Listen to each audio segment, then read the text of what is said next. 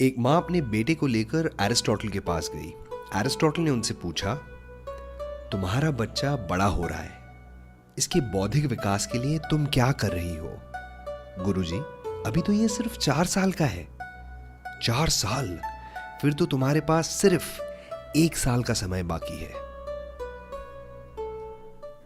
बच्चे का brain development 90% हो जाता है 5 साल की उम्र पर। उसका लर्निंग एंथुसियाज्म भी पीक पे रहता है। ताकि वो स्मार्ट, इंटेलिजेंट और क्रिएटिव बने, उसके लिए पांचों इंद्रियों का स्टिमुलेशन और पांचों एलिमेंट्स का एक्सपोजर होना बहुत जरूरी है।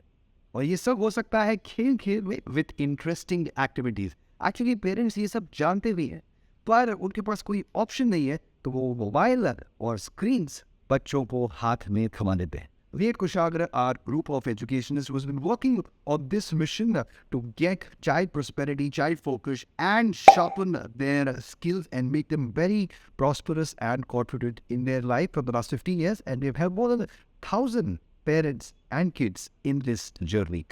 We've designed more than 3,000 games and activities to bring the focus up, concentration up, reduce the aggression, and get the child into the right state of mind for growth. This has been divided into 30 small kits, which has manuals inside that, which will exactly tell you how it needs to be played with the kid.